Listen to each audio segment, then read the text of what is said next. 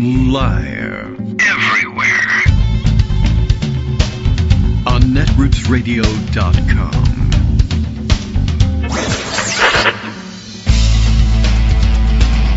David Waldman, Kagro, in the morning. Now, here's David Waldman.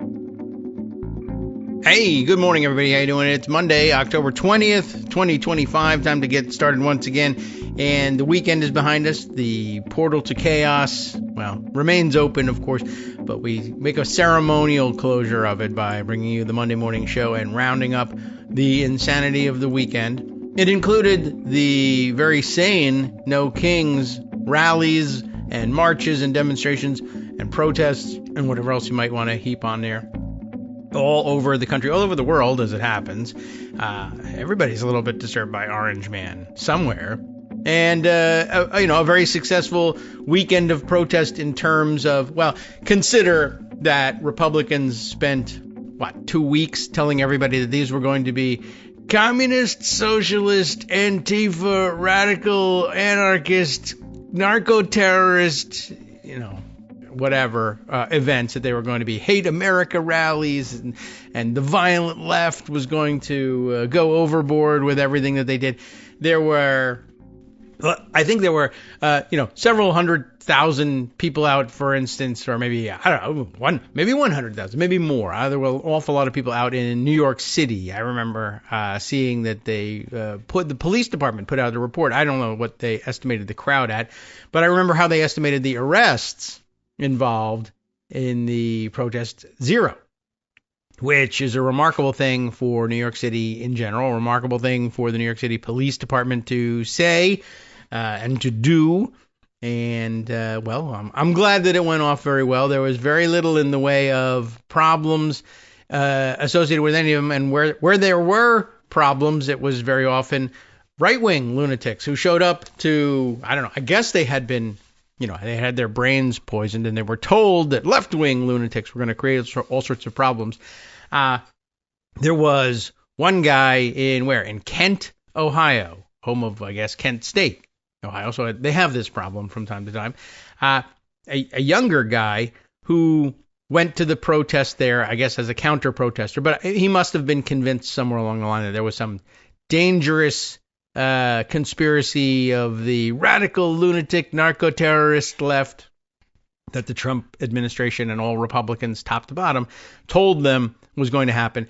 The thing is, he arrived there with a plan in mind, I guess, such as it was, to start trouble. He was armed, but apparently he plunged into the crowd and just started punching people. I don't know that he made any effort to shoot anybody, and great, because, that goes badly.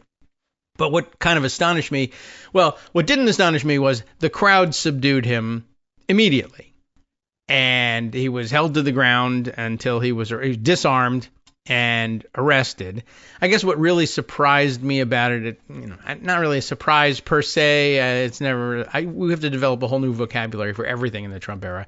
But what caught my eye, or what piqued my curiosity, let's say it that way, was that he would have this in mind, arrive at the rally. And I've seen pictures of the people who have subdued him there.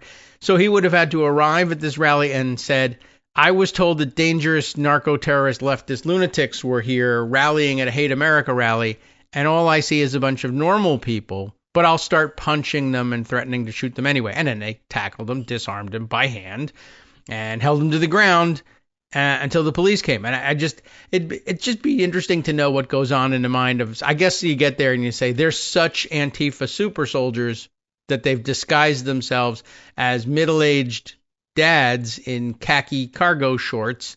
And these guys will never be able to defeat me. I am young and invincible. And then he found out, he wasn't, and what pavement tasted like, and all sorts of fun things like that. And there was a lot of pavement tasting over the weekend, as it turns out.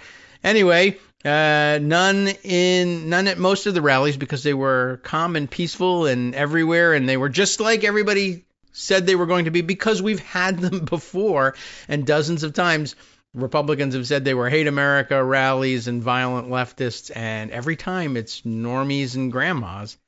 I don't know why that's difficult for anybody to understand. But then, of course, 7 million people turned out around the country, and the New York Times, I don't know whether people were there or not. But we remember that they used to cover 7 people on a street corner asking people to honk if they hated socialism back in the Tea Party days. All right. Greg Dworkin is here. We've got a roundup to do here for America, I guess you could say. And let's see, what's a good way of, well, we could just say, hi, Greg, how's it going? Or we could play some sort of inspirational music. What do you think? We'll go with... I think hi will do for now. We Yeah, can play okay. the inspirational music on Wednesday when you have a chance to think All about right. it. Yeah, I hadn't really thought about it, although we can give you this. I Oh mean, that's... yeah. All right. Well, I guess that puts me in the mind of the era, which we'll be discussing in a few minutes when you talk about Curtis Sliwa. How about that? Yeah. Okay. Oh, that's great, and here I am running up the steps to that museum. Yeah. Panting after the fourth one. Yeah, but that's great. Communist, get him. All right. Yeah, I like the Maynard Ferguson version of Rocky personally, but Oh, he's a great trumpetist, okay. I'll trumpeter. Trump. Well, yeah. Take the Trump out of that if you can. Yeah. He was Well, a you can't take the Trump patir. out of it right now, at least not until the next election. Yeah. All So, right. yeah, I want to talk about something really local. Many people think it's hyper local because they're sick and tired of talking about New York City as if it's the center of the universe. It isn't, but it probably has the most interesting storyline for elections in this current cycle, which is really just 2 more weeks. That is to say, the November elections in 2025. Yeah, there's Virginia. We're going to talk about that. I'm Abigail here Spanberger is in leading, Virginia. and by the way, Yeah. she is launching an 11-stop bus tour, the modern version Okay. of the Bus, whistle sure. stop tour, where politicians would hop on a train and speak from the caboose as they stop in various places. That's why it's Do a they still whistle have stop tour, little cabooses? tiny things, Yeah. But that's how you get around the fact that CBS's news is now run by a nutcase named Barry Weiss, who wants to know why and asks her staff, how come, everybody thinks you're politically biased? Yeah. That's your Could be. objective journalism, and she's really upset because people are leaking these conversations. And I'm saying, okay, you're complaining about it. That's the Barbara Streisand effect. Now you're just going to encourage more leaks, That's true because now too. people know you're Yeah. conversing about something really interesting. So Yeah. to get around the media, to get around the fact that only 6% of people read newspapers, Okay. you have to do other things, whether it's TikTok, whether it's social media, whether it's bus tours. Yeah, I guess so. I mean, yeah. Well, the bus is certainly much more flexible than the train, and I guess Well, you make your local media cover it. yeah. So it's not just the newspapers, it's the local nightly news, which is what everybody watches Why are they because so that's how you get biased? the weather. I guess so. Yeah. All right. Well, you create an event. I guess back in the old days when people used to live close to the railroad. I guess that Right. was the way you could In New reach them Jersey, all. Mikey Sherrill appears to be maintaining a lead half the size of Spamberger's and will Mm-hmm. probably be the next governor. And Fine. in New York City, Zohran Mamdani is breaking 50% on the last 2 polls. And his 2 opponents, Andrew Cuomo, a sad Andrew Cuomo, Mm-hmm. is fading, and the very colorful but will never be mayor right-wing nut job Curtis Sliwa, the Republican candidate, is well worth talking Yeah. about. I All think we right. talked about the old John Lindsay race with colorful people like Mario Procaccino. Right. Yes, you did mention that John name. I Lindsay remember is the it being candidate of funny the then. beautiful people, and my people are the stoop sitters. Yeah.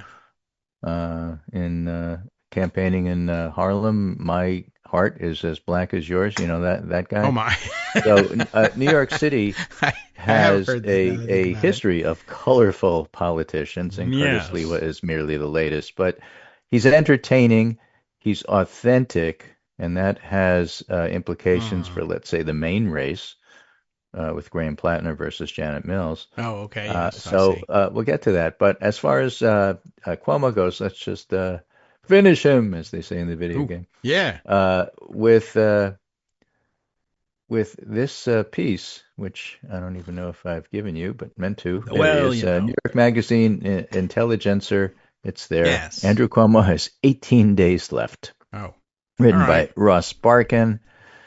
Mamdani, the clear polling frontrunner, was unfazed in the debate, and the first poll released since the debate indicates he's on a glide path to Gracie Mansion. 49% of registered voters back Mamdani, as opposed to 28% for Cuomo and 13% for Republican Curtis Sliwa. According to Fox News, among likely voters, Mamdani rises to 52%. What's remarkable about Cuomo is that after losing a primary by 13 points that he was long forecasted to win, he's hardly recalibrated at all. A shock defeat barely changed his approach. At most, he made inconsequential pivots, such as embracing a bizarre new social media persona, rough, gruff guy, and holding a few more public events. The messaging itself is unaltered, belligerently unapologetic for his various scandals. He's continued to reaffirm the same message again and again. I was governor once. I have accomplishments. Elect me. No greater vision for governing. Little for the average New Yorker to look forward to believe in. Cuomo's been a listless campaigner who appears to have genuine disdain for the city he moved back to. To Cuomo, New York is an incipient hellscape, and only he can save it. Except most voters don't see it that way. And that's one of the reasons why he's just flailing. But that's enough about him. He's not that interesting. What a legacy destroyed. Holy cow. So, So then we have Curtis Sliwa. And I have to do this Sliwa introduction by, again, saying Sliwa's in New York City politics, around New York City politics, ever since he started the vigilante group, the Guardian Angels, with his characteristic red beret that he always wears. Except now when he's trying to look, mayoral, trumpetist mayoral. And he's a known figure. Everybody knows him. But like the nude he cowboy. is quintessential New Yorker, right down to the accent. Yeah, he is true. Without question, authentic. He is who his big mouth says he is. Yes. And that counts for something. And, of course, he's a Republican, and he'll carry Staten Island. Yeah. The other guy who... Which is 6% of the vote, so he won't win. That's right. You have told us that all along. He is very authentically New York. Just like, I guess, everybody else's exposure to New York culture the other day was the video of the New York Giants fan, apparently, marching through the streets. I don't know whether he where this was happening, but taunting people at one of the rallies and then having his glasses stolen and chasing after somebody, and he just face plants in the street. I mean, an older guy. He had no business doing what he was doing, but he was going somewhere, taunting people, giving people the finger, F you, you're a bunch of idiot communists, etc. I love Trump. And somebody just plucked his glasses off his face, and he's blind, chasing after. Anyway, it was very unfortunate. But it was very New York and very you could see it coming. And and very Sliwa. That's what I really meant. Okay. I mean, stealing somebody's glasses isn't like super ultra violence, but it does the job. You know what I'm saying? Yeah. Don't do it. Don't do it. But So there's this debate, a live debate. Mamdani, who made no mistakes. Cuomo, who was obnoxious and reminded everybody why they don't like him, and Curtis Sliwa, who stole the show for just being colorful. I guess so. Even with those post-debate polls show that Sliwa's not going anywhere. He is in double digits. You can say that about him.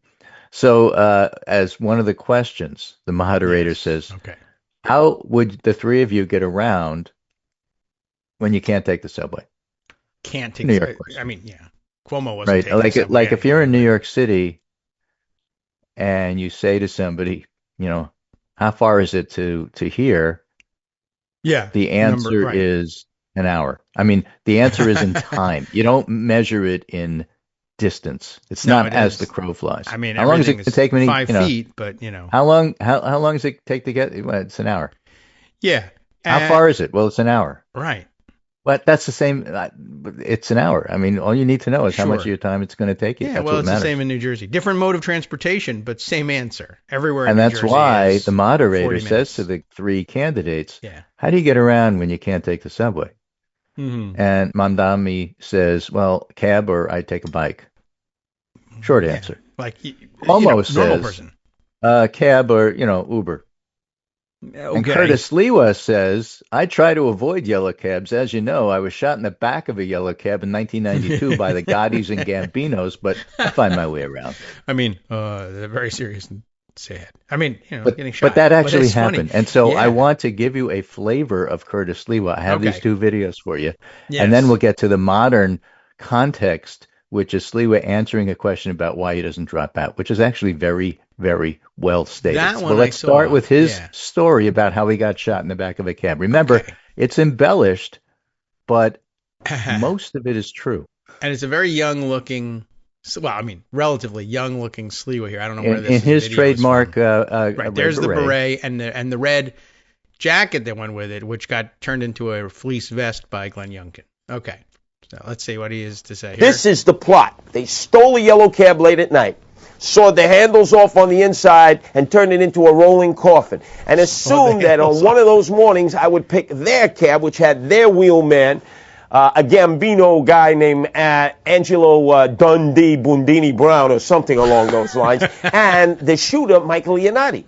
And they would go round and round the block. And Joey D'Angelo looked like a cab driver, and Michael Leonardi was a killer extraordinaire because he was an executioner.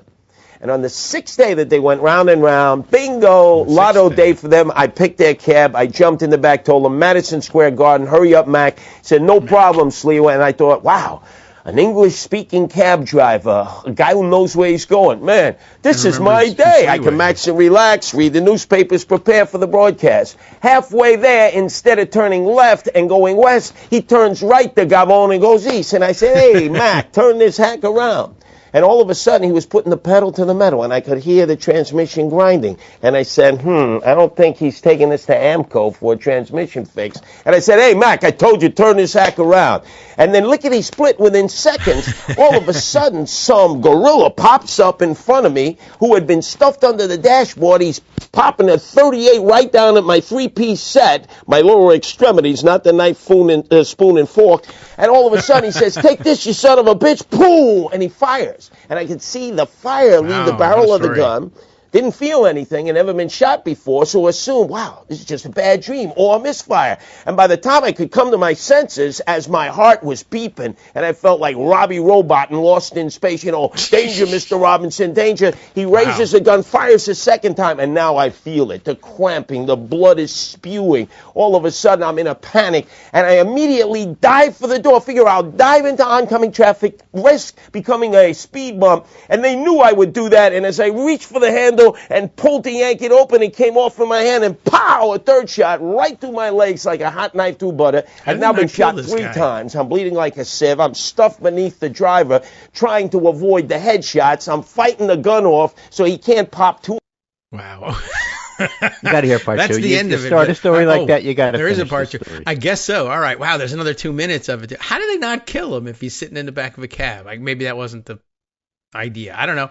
All right, there's more, everybody. Hang on and leave us alone with copyright. Thank you. Fighting the gun off so he can't pop 2 in the back of my head. And then all of a sudden I pick up my Guardian Angel walkie-talkie. I say, Angel 1, code red, Angel 1. And they start blabbering away. And it distracts the driver, Joey D'Angelo, who thinks maybe it's NYPD 5-0. So he drives on the sidewalk. He drives back onto the street. He makes a radical turn going south towards the Williamsburg Bridge. And I feel a gust of wind. And I said, feet don't fail me now. I got precious little energy. So I used the cushion in the back to see, as if it were a trampoline, dived in the direction of what I felt was an open window because I felt the gust of wind. Luckily, they had opened the window just moments before they had picked me up because the air conditioner wasn't working. Lucky that the AC wasn't working. I made it halfway out the window.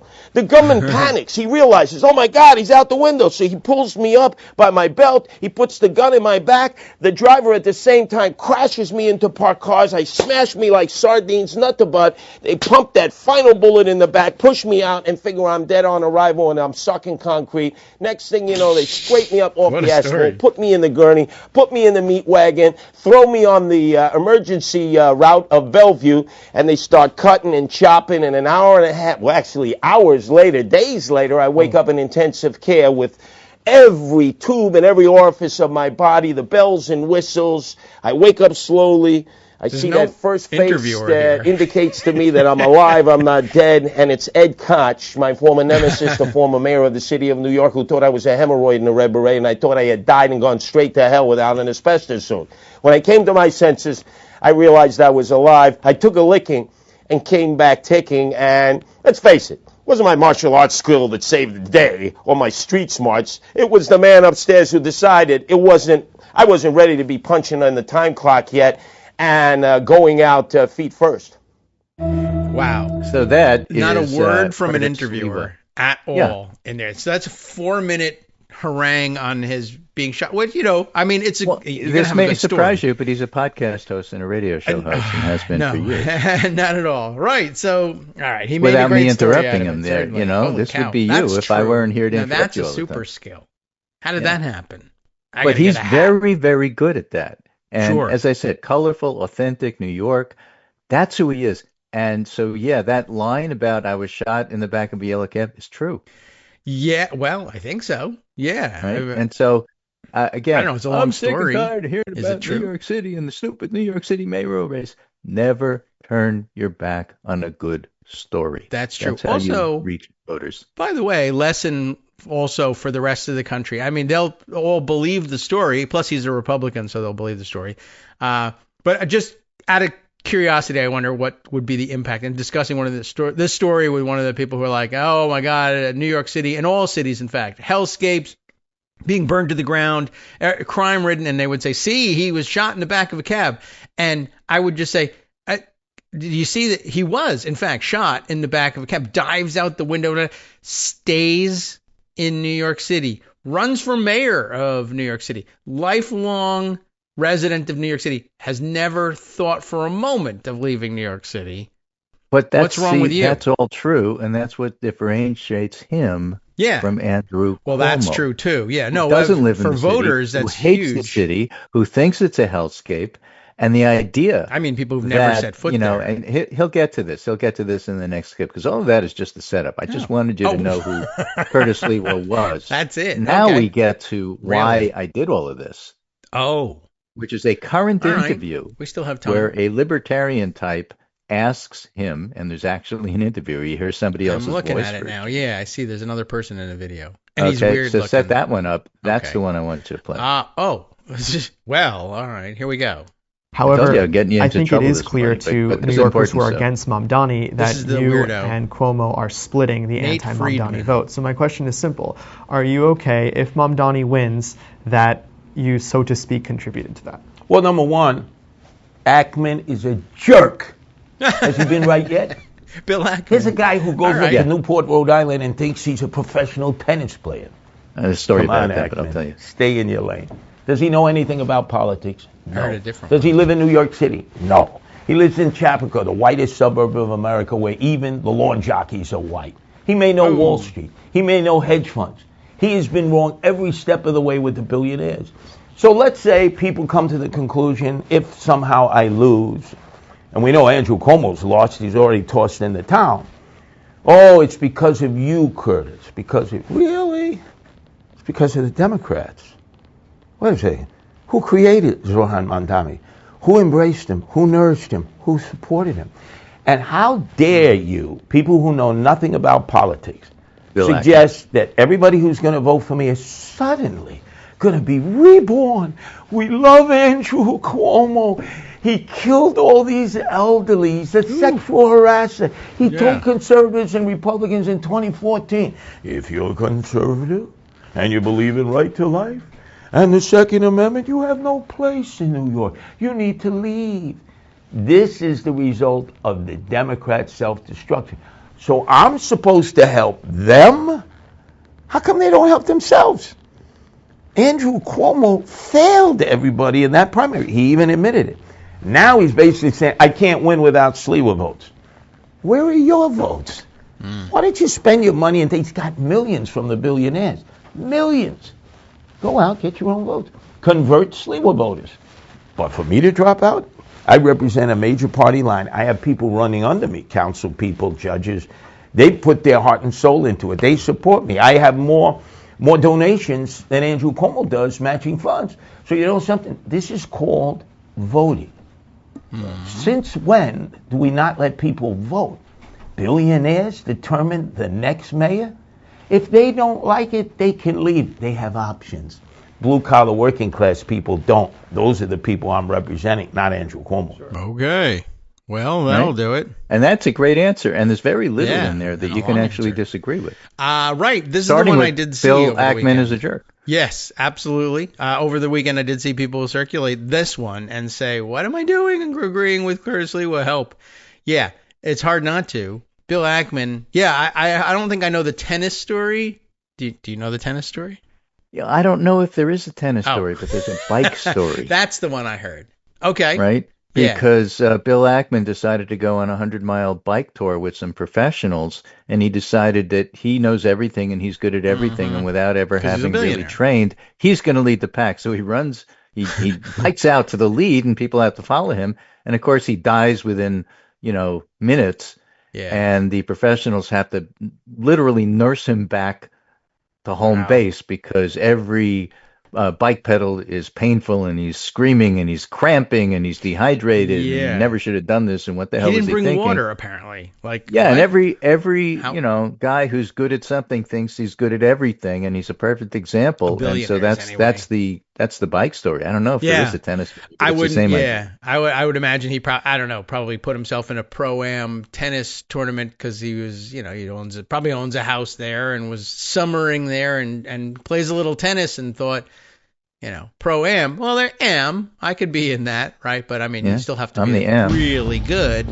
to, you're going to be playing tennis in front of people against, perfect tennis players.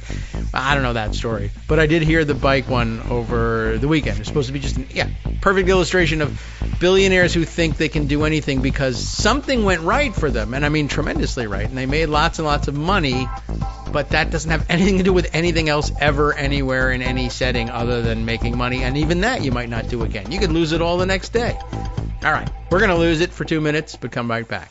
Hi, I'm Scott Anderson, the guy that writes the daily summary for this show, Kagro in the Morning. Thank you to everyone that supports this show. Many of you send donations through PayPal, Patreon, Square Cash, Radio Public, and so on. Some of you write your own essays and send them in, or read articles with your own commentary. We appreciate it. Now, some of you are listening to this and thinking, I'd like to help, but isn't there something I could do that wouldn't require money or effort? Why, yes, there is. You can just like us. On Daily Kos, they call it the recommend button. YouTube has a thumbs up. There are hearts and likes and love buttons. Tap our love button. Tap our love button every day. Share our shows and summaries on Facebook and Twitter, YouTube and iTunes, Stitcher and Amazon. Most of these places allow you to write a review, so a sentence or two would be great. Recommend us to social media, or tell your friends to listen to the show.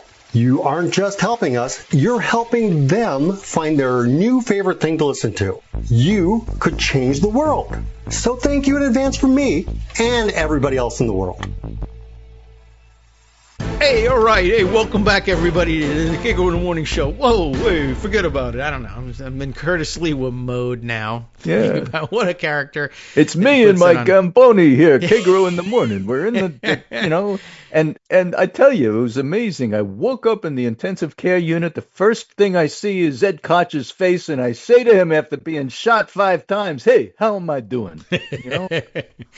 Yeah. Right, Rodney Dangerfield meets the Goodfellas, Gambino to Sliwa, drop dead. Right. Okay. So, it's he's colorful. What can I say? However, there's a couple of things to know. First of all, you can't help in listening to those back-to-back-to-back clips that as he's gotten older, Sliwa has lost a step and is a little slower in his speaking style. Yes. He can't do the rapid thing that stately. he did when he was younger. But, that happens. That's okay. It was easier to take. The thing is, he spent most of the interview, I don't even know if he mentioned Mamdani, other than he's a creation of Democrats. Yes. He spent most of his time in the debate, in this campaign, and in this interview, tearing apart Andrew Cuomo, who has no answer to him. And again, I think I said this on the show the other day, and if I didn't, I meant to, Andrew Cuomo has taken on the persona after losing the primary of that nutcase uncle who says all sorts of stuff and, comes out and tries to be tough and this and that and everything else. I thought that was Sliwa. And Curtis Sliwa is that uncle. Yeah. Get out of my lane. And you can't out-uncle Curtis Sliwa by being Andrew Cuomo. It's not going to work. And Cuomo is just, all the air is coming out of him. He's completely deflated, and that's why he has such a listless campaign. And the article was written 18 days. It's now 15 days, and he's going to lose. Yeah.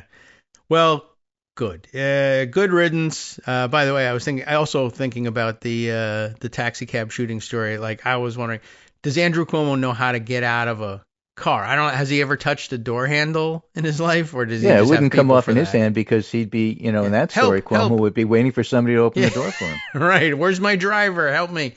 All right. Yeah. Oh, you are my driver. I'm in trouble. Yeah. Right. Okay. Well, he wouldn't know what to do. So what do you think about authenticity? Do you think Curtis Sliwa is authentic? You know what? That's a yes or no question. Yes. But okay. So if he is, he's let me putting ask on an act. How many votes does that buy him? What did you say? 6%? It buys him Staten Island and a couple of people. There's certainly some newsstand owners in Manhattan who, Curtis Sliwa, I remember that guy. So you said double digits. How many votes does it buy him? Enough to be to retain they don't lose the Republican line on the ballot. I guess. Right. Yeah. Okay. 17%. See, you have these. I just got out of the army, Iraq, and Afghanistan. I was going to say Vietnam there for a minute because I'm dating myself. Yeah, sure. And Graham Plattner says some inappropriate things, use violent male rhetoric. Yeah. Mm-hmm. Apologizes for it in a very touching and authentic way. Oh, all right. How many votes is that worth? The answer is we don't know. Yeah, well, right. Is there polling? Not sure. We're early in the primary here too. We're very early in the primary. Story. And the whole thing about Janet Mills running against Susan Collins is that she's old, 77, I think. Yeah, how old is Susan Collins? She's also a known quantity, known vote getter. Maine is an older state. I don't know how much to hold that against her. Yeah. And, what's the purpose of primaries? The purpose of primaries is to sort this out. Yeah. Graham Plattner will bring a certain kind of voter. Janet Mills will bring a certain kind of voter. Mm-hmm. Let the best candidate win. Whoever wins will run against Susan Collins. And 72. By then, they will have been vetted. But the idea that either being younger or that you're authentic makes up for everything else, including lack of experience, lack of vetting, this, that, and everything else. Well, that'll be tested in the primary, So yes, Graham Plattner is the candidate for a certain group of people, but you can't oversimplify things. Yeah. Oysters for Plattner. You also can't overthink them. You have to be who you are, run with who you are. It's good not to run away from your mistakes. I love that.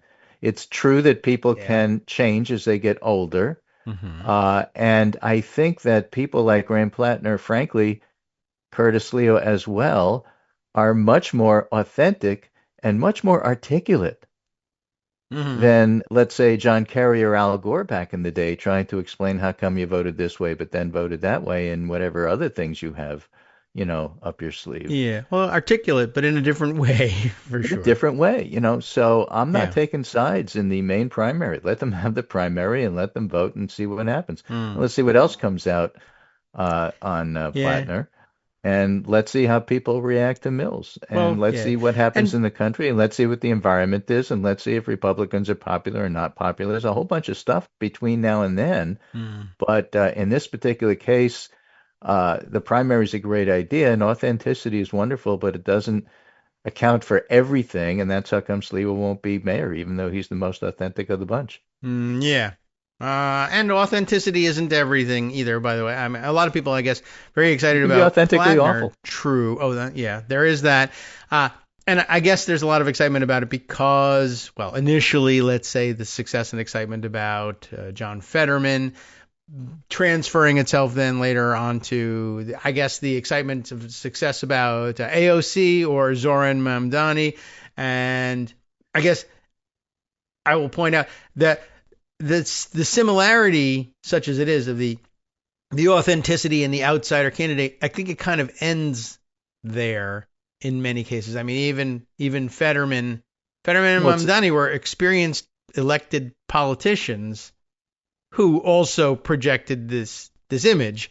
And I mean, really literally coming out of nowhere and just saying, well, that's me, I'm authentic. Well, there's been a lot more behind the election of John Fetterman and the success for Zoran Mamdani than just coming out of nowhere. They didn't come out of nowhere. They projected that image. It may be an authentic image, and I don't think they were faking it, but yeah, you don't just go, hey, I'm not going to do oysters. I'm going to be in the Senate. But the thing is that, authenticity is not like money. It's not fungible. You can't just repeat it. Trump finds that with Republicans because people who run like Trump often do very poorly. Yes. Yes, that's because true. They're not authentic. So that's on the one hand. And on the other hand, it's a time and a place. Mm-hmm. And the time and the place that somebody like AOC runs as an authentic, different kind of politician is important. And when you're running against a sclerotic incumbent who hasn't caught on to 2025 modern campaigning or 2020 or whatever the time was that AOC first won, sometimes those sclerotic older folks just need to move aside. Yes. By the way, I say this about the authenticity of Graham Plattner, not to say, well, his is not as good or you shouldn't vote for him. What I'm actually saying is support him all you want. There'll be plenty of people who are very excited about him. What I'm saying is if it doesn't work out your way, not only you probably won't abandon the Democratic Party or anything. You're smarter than that, but don't feel too bad about it or like your formula for success, the authenticity isn't real, isn't working, or what happened to that. No, it's just there was a lot of experience and organizing behind the other two candidates, three candidates, whatever combination, and it hasn't happened yet. And Plattner may yet organize his way out of not having much of a political background. I know he wants that to be an asset, and it may work, but it's a long way to go until we get there. And anyway, don't be discouraged if that one guy that you got excited about doesn't make it, because a lot of other people did. And you can be a part of that too, and don't get too upset. That's all I'm saying. May yet work out and you'll be thrilled. I hope we all are for a long time. That's when we start talking about, well, Fetterman didn't really work out all that well, but we'll see what happens. Well, Plattner is absolutely positively not Fetterman 2.0. I mean, they appear to be two different. That's been a charge, entirely. But they appear to be two different people with two different, completely different styles. I mean, my comparison is not a good one either, for that reason. Okay, fair enough. But yes. But the other thing that is important is, who votes for them. Who do you bring in to vote for them? How do you expand the party? What happens? That's why, primaries are good in that sense. And, that gets back to New York City. People will look at it and say, New York centrics, sick and tired of New Yorkers thinking they're the center of the universe. It's not that important. It only matters to New Yorkers. That's actually not true. What Mamdani is doing is bringing in younger voters who normally don't vote. And also he's bringing in ex-Trump voters who are not happy with him. And he's bringing them in, not Cuomo, not Sliwa. And what kind of implications does that have nationally? Well, you got to start local and then you go statewide. Because if he brings in new voters and winning despite not getting the endorsements of people like Schumer, Jeffries, and the head of the sclerotic New York State Democratic Party may, in fact, wind up changing the party and pushing Kathy Hochul, the governor, out of her conservative mindset. John Harwood had an interesting thing to say this morning on Twitter. I like, Harwood Unleashed. And, somebody said something about, why does the media always, cover things the way that they do? And Harwood said, because American politics and the people who cover it begin with the assumption that white conservatives are the home team and everybody else is a visitor. Yeah. And so that's Kathy Hochul's mindset and everybody upstate, and that's why Christian Gillibrand was lacing into Mamdani. Now, that may be true where they live, but it may not be true overall. And what winds up happening is that a Mamdani win winds up pushing those people to think, okay, he won. Obviously, he brought in people to the party. How can I use this? Yeah. They don't have to love him. That's not their job. They're professional politicians, and their job is to get people to vote for their party. And if you recognize that somebody like Mamdani has a strategy of bringing in people who normally didn't vote for your team the last time, and you build on that, that's a win. Yeah. And what does that mean? It could have implications for whether or not New York State winds up redistricting early. It winds up being a big deal in terms of who the governor is.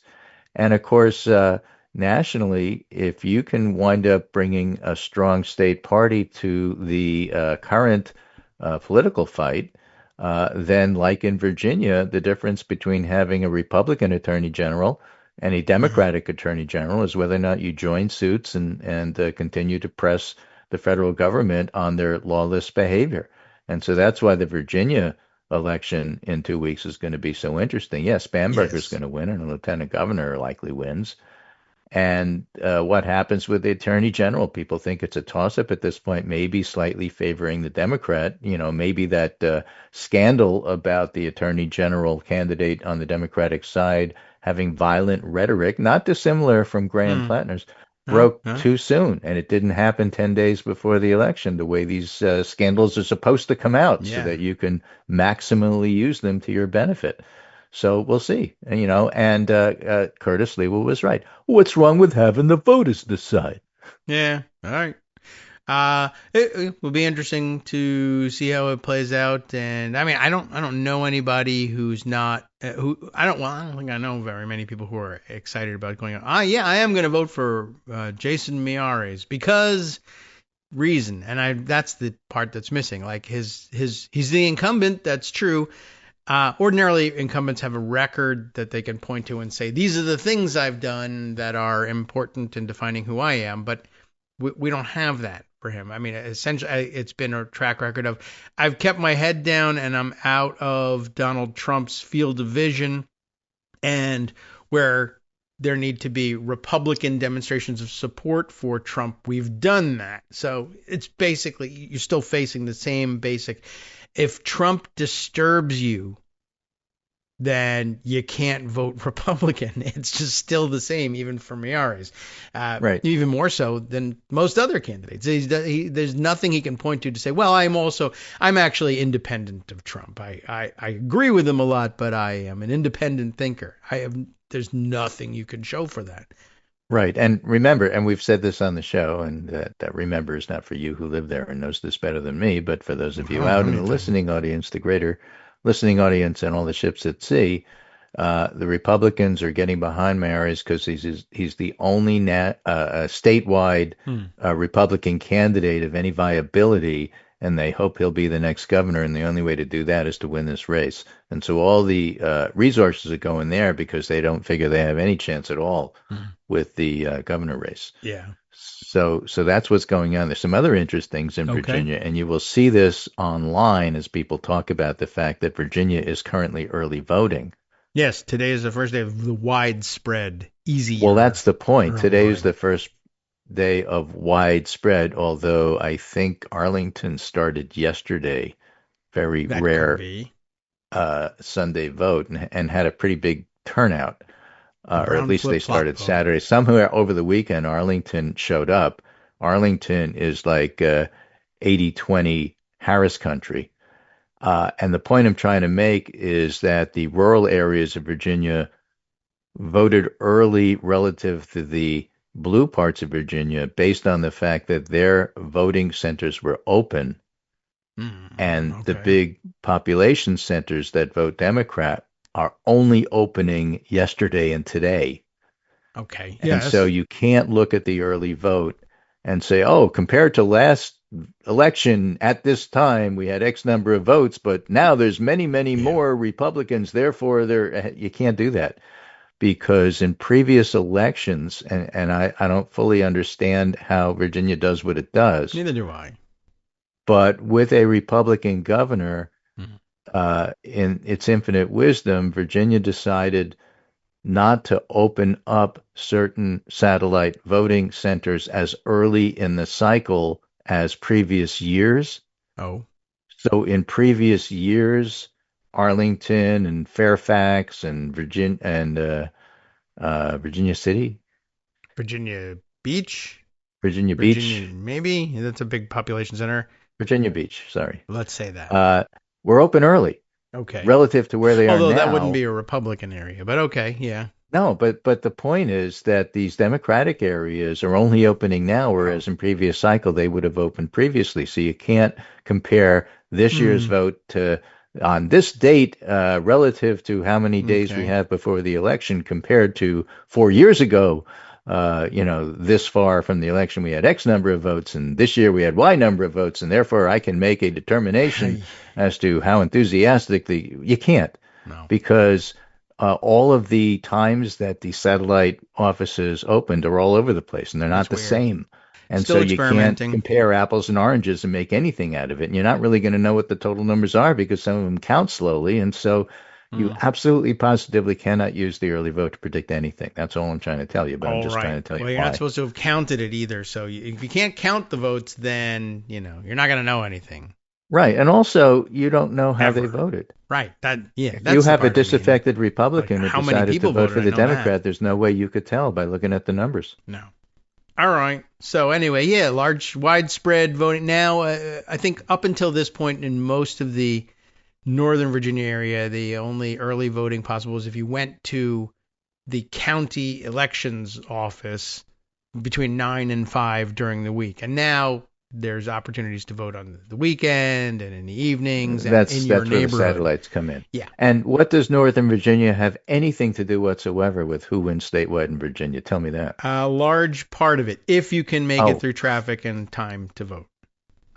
That's why for the place with the traffic problems, the polls closing on election day, closing at 7 is like right.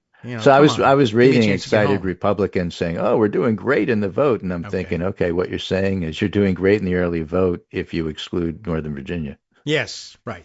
And if you're the only ones open, then you're doing great where people are allowed to vote. Where people haven't voted yet, we don't know.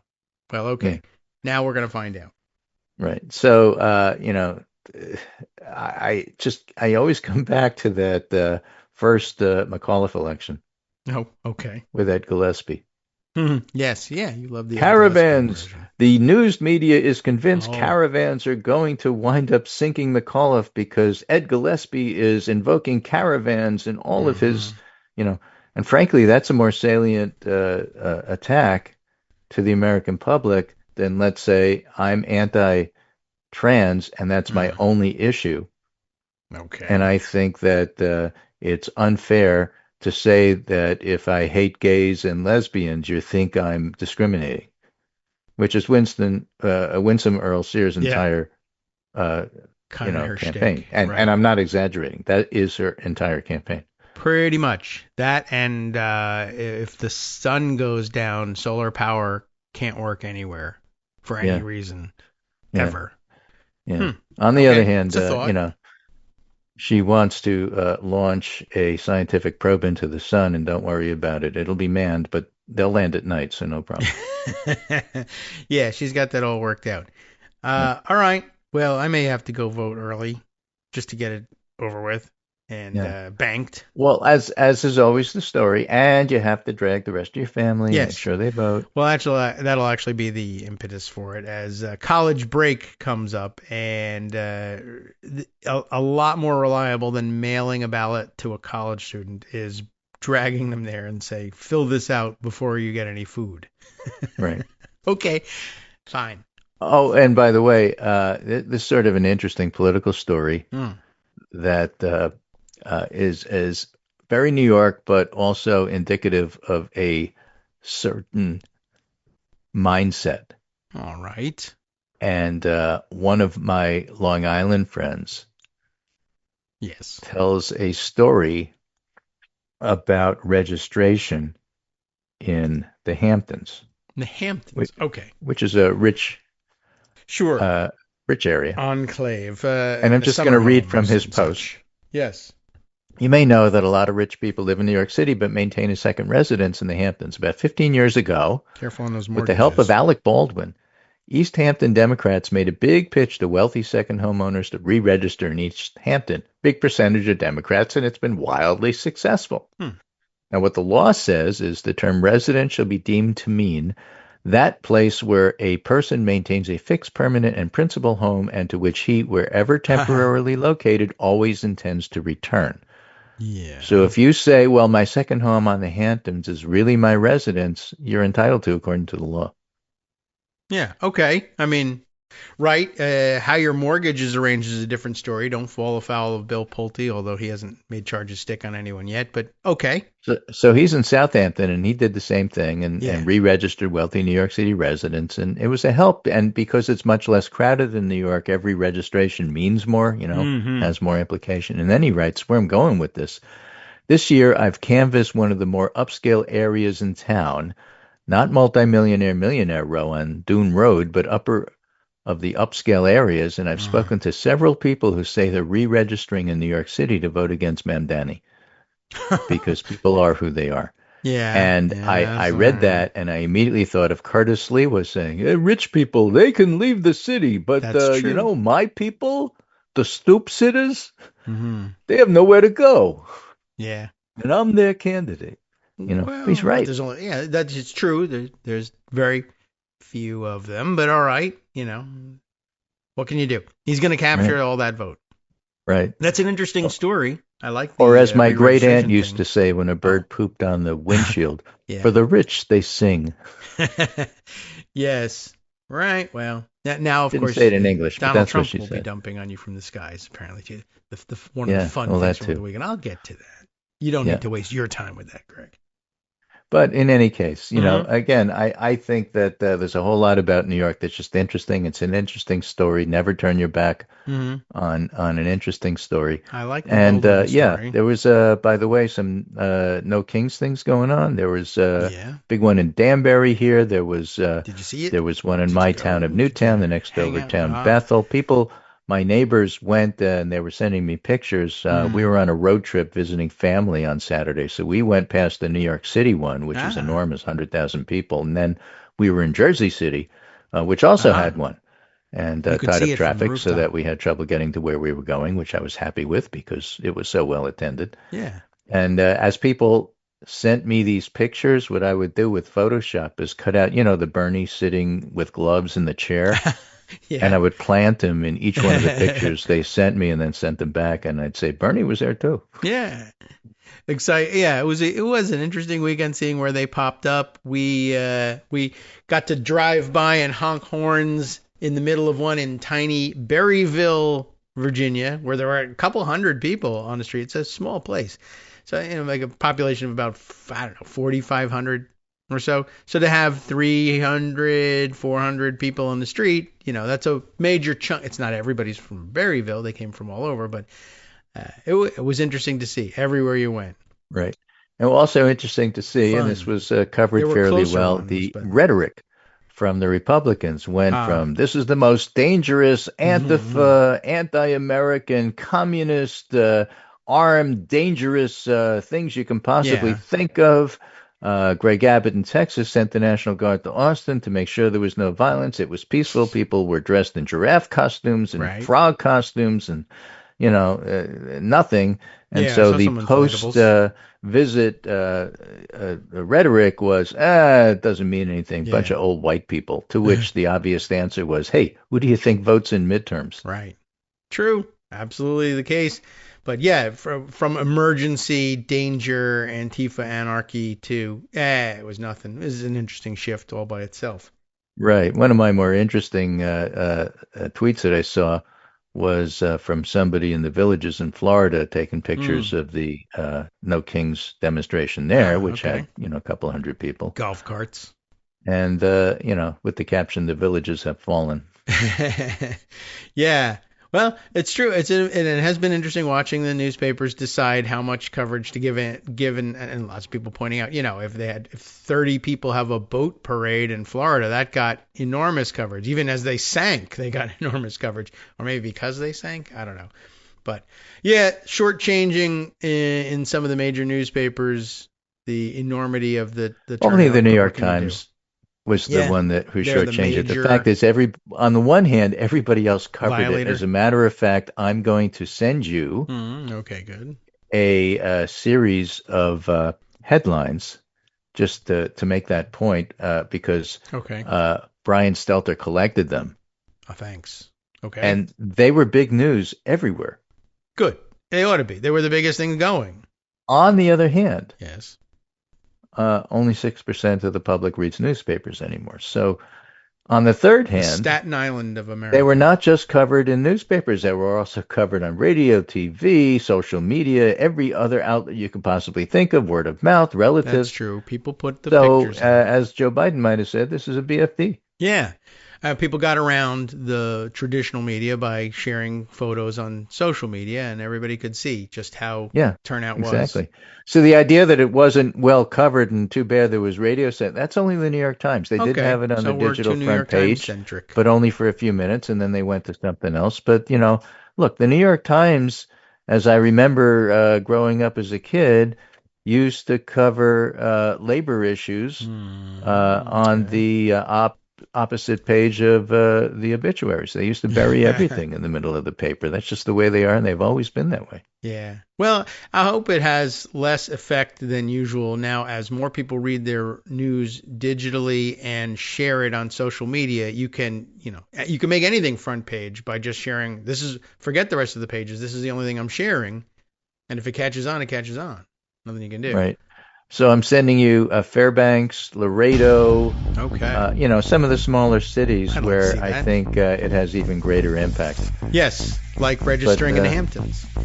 Yeah, so it was everywhere. Great, that Grand is Junction, good news. Colorado. That's my favorite junction, really. It is Grand. Mine is Petticoat Junction. I always love that. Conjunction Junction is an old favorite as well, and could be a fanfare for me. All right, Greg, very good. We'll see you again on Wednesday, and maybe everything will be happen. Different. Sure. All right, welcome back now to the Kagro in the Morning Show here on Netroots Radio. There's an awful lot to catch up on, and going to pick and choose, weaving our way in and out of what's been packed into Instapaper. And a reminder, I will be away from the microphone tomorrow, as it is road trip day, college break pickup day. That also means we get to bring them by to vote. And I don't know if I'm going to make it back in time for voting tomorrow, but that gives us a couple of days during break and the weekend to get that done. Take care of that business. But lots to catch up on, and a lot has happened. And we had a very pleasant exchange talking about other things that were on our minds, and the ups and downs of the weekend, and, of course, the political color of Curtis Sliwa. But a lot of things happened over the weekend that we have to catch up on, including, let's see, Trump ordering the military to strike yet another freaking boat in the Caribbean, and I guess what do you say? The dragnet is widening. We're on to our maybe 7th known strike against boats, and I imagine there's every possibility that some of the strikes have happened without our noticing. But if that happened, I wouldn't put it past anybody. But if it happened, it probably is only unnoticed because they decided they didn't get good video footage of it, so they just won't talk about that one.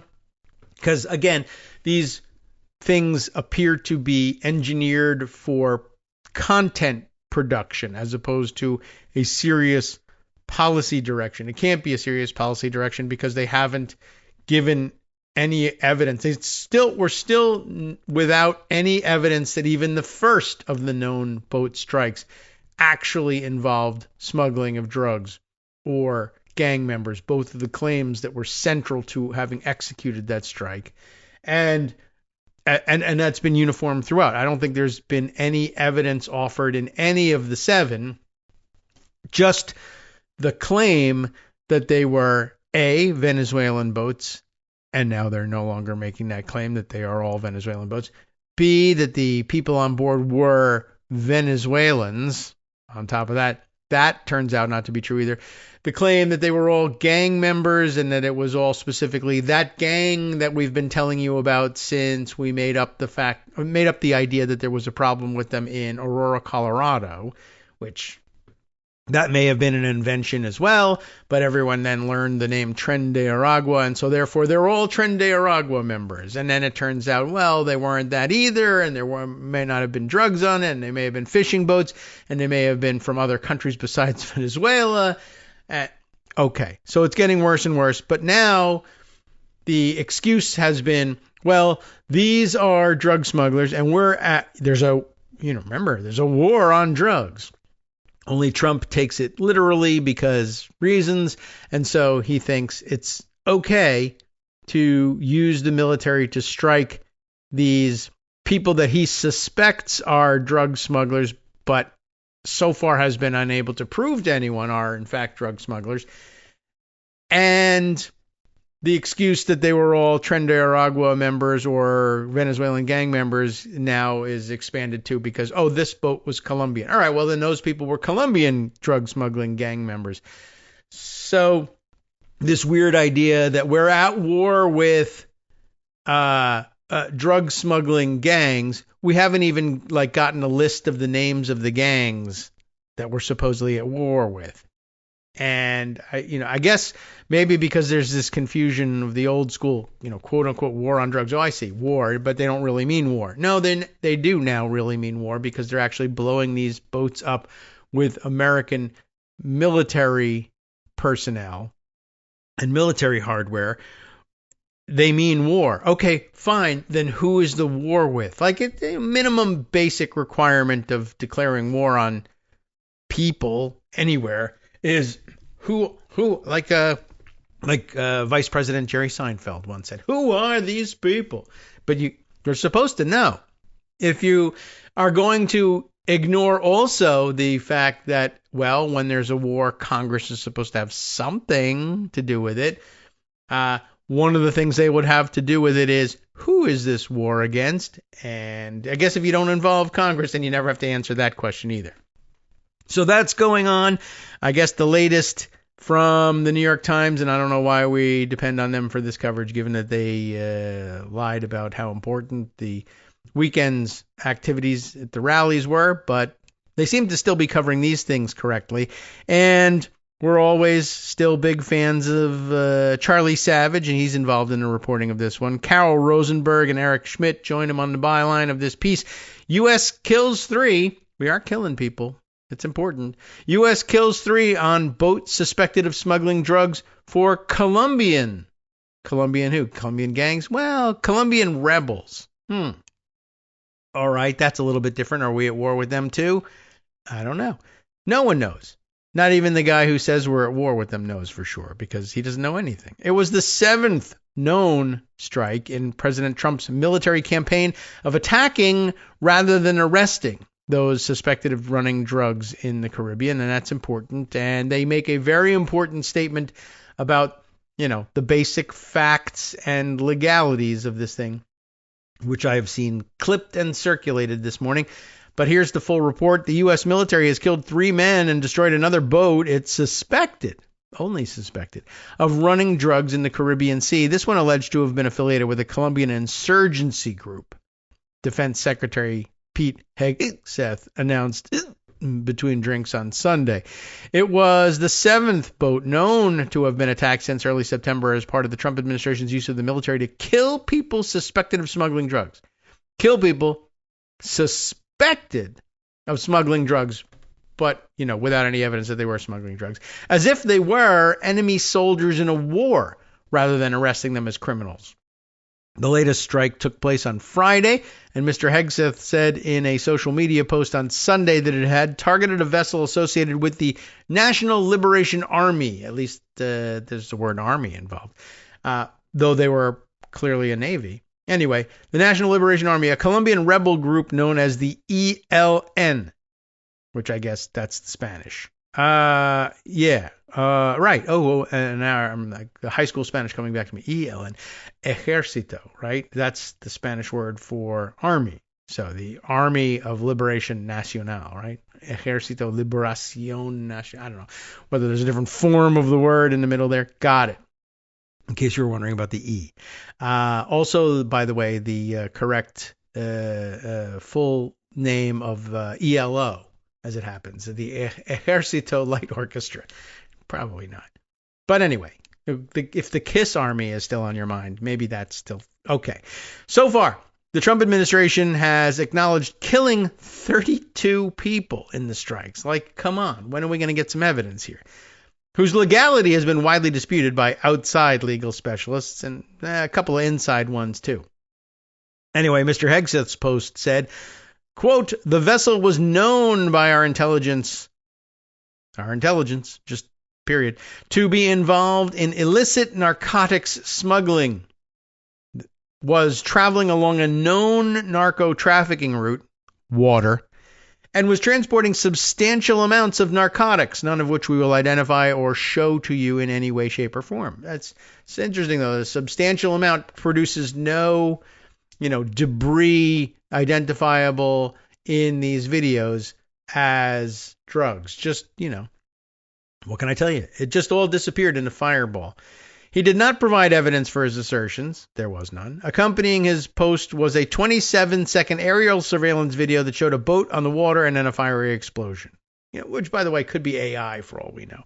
The White House has told Congress that President Trump has, quote, determined, because he thinks he's allowed to do it this way, determined that the United States is in a formal armed conflict, i.e. a war, with various drug cartels, who, I don't know, that his team has deemed terrorists. So he's determined it, he's deemed it, whatever, making the boat crews, quote, unlawful combatants. By the way, that is not how this works, but we're, contending with this anyway. Though there was a lot of leeway, too much, given to presidents in the past to determine who are unlawful combatants, but none of the presidents who, in my opinion, abused that authority ever also said, by the way, I'm also determining that we're at war, even if they used euphemisms for war. These are kinetic actions. It's a formal armed conflict, right? If it's war, the Constitution says who's supposed to declare it, so we don't want to say it's war. We'll give it another name. Sunday's announcement was the first time the Trump administration had specifically described the ELN as a target in a strike. In previous attacks, the administration described the suspects as having ties to either Tren de Aragua, a gang based in Venezuela, or no specific cartel, because they didn't know any other gang names. I mean, they remember MS-13, but they're not allowed to say that those are the guys anymore, because there's also something weird and secret going on with them in El Salvador and our relationships with the president of El Salvador, Bukele. We'll get to that other story perhaps later. But in case we don't, I guess, do I have this one handy? It was a hell of a headline, and I think the New York Times actually used it. Yeah, here we are. Oh, I'm sorry, it was the Washington Post. Just to give you a flavor for how they're viewing things. Marco Rubio, our Secretary of State and National Security Advisor, Rubio promised to betray. Do you want to know anything else about who he promised to betray? Is it necessary? The Secretary of State promised to betray someone. Oh dear, that seems bad. Unless it's Trump. Is it Trump? Oh, it's not Trump. Rubio promised to betray U.S. informants. Which ones? We'll tell you later. But he promised to betray U.S. informants to get Trump's El Salvador prison deal, if you were wondering how that thing came together. But first, there's more about randomly killing people in the Caribbean. So, as we said, in previous attacks, the administration described the suspects as having either ties to Tren de Aragua or no specific cartel until we can come up with a new name for them. But now we got one, ELN. The administration's recent strategy of designating various Latin American drug cartels as terrorists, why not Sinaloa? I don't know.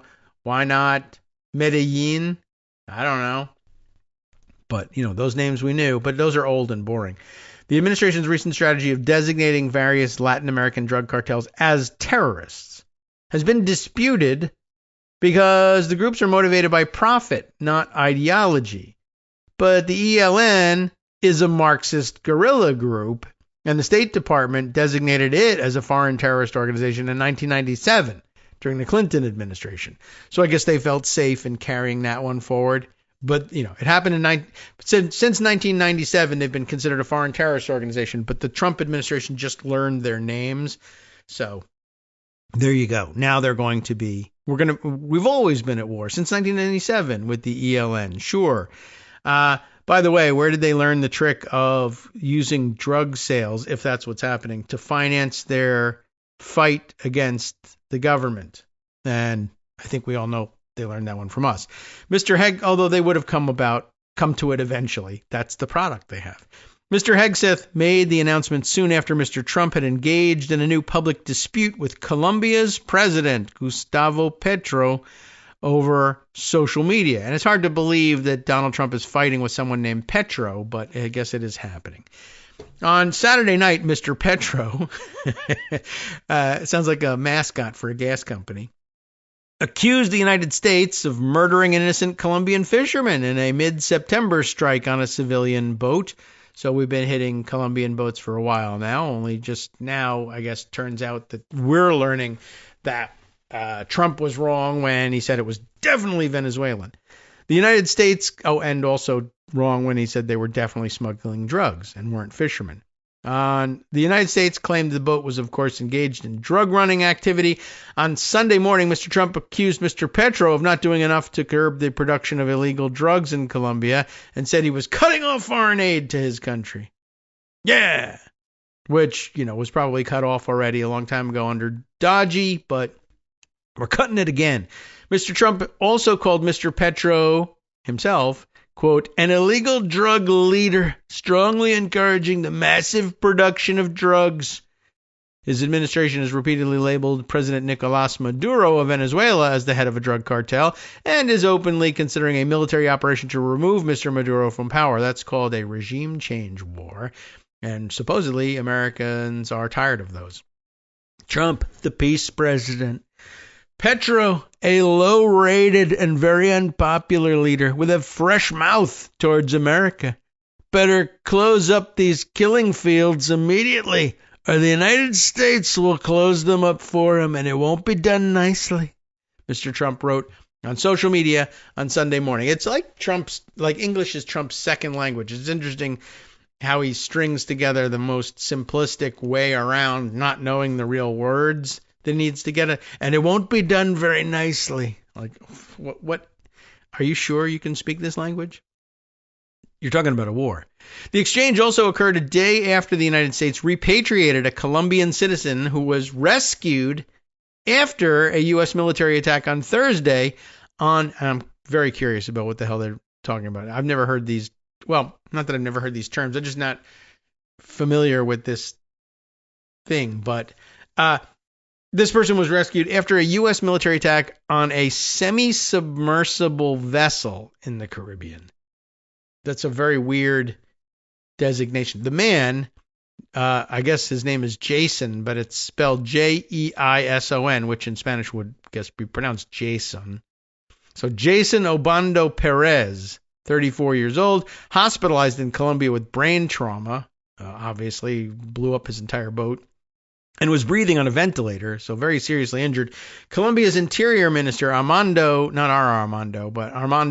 Benedetti, said in a social media post on Saturday night. Once he's awake, the post said he will be, quote, processed by the justice system for drug trafficking. So then I guess somebody has to make some offer of proof that he was involved in drug trafficking, whether true or not. Interesting, too. By the way, this was, I think, the first incident with any survivors left. And you'll recall, perhaps, that among the first attacks, there were, in fact, survivors, and that the American military team turned around and fired on them in the water to make sure they were all dead, which is astonishing all by itself. And even difficult, I think, to square with the rules of engagement in an actual war. But Here also, they said they're definitely drug smuggling. It's terrible. We're at war with them. We blew up their boat. They survived. We picked them up. And even in our custody, we were like, actually, we'll repatriate these guys. We heard they'll be prosecuted, but I don't know whether we're supposed to believe that or not, especially if they're being returned to Colombia. And our president just said, well, the president of Colombia is a drug smuggler himself. He's a drug leader, whatever that means. So why would you believe that they were going to be prosecuted? But what it is a tacit admission that we could never prove in a court here in the United States that this guy was drug smuggling. And in other words, we can't prove that what our president said was behind the attack is actually true. So let's not try. I found that very interesting. Mr. Hegseth, a former Fox News host, also introduced new language in his announcement to refer to the drug cartels operating in a region that sought to associate them with Al-Qaeda. Come on. The pan-Islamist jihadi group behind terrorist attacks in the United States and many other countries. Well, these drug dealers there really are terrorists because their product kills Americans. Yeah, but really terrorists? So what do they need to do? Well, what if we said they're also Al-Qaeda? Okay, well, they're terrorists. These cartels are the Al-Qaeda of the Western Hemisphere. That's actually the Republican Party, but okay. Using violence, murder, and terrorism to impose their will, threaten our national security, and poison our people. See, I told you it was the Republican Party. The United States military will treat these organizations like the terrorists they are. They will be hunted and killed, just like Al-Qaeda, which we actually took greater care to make.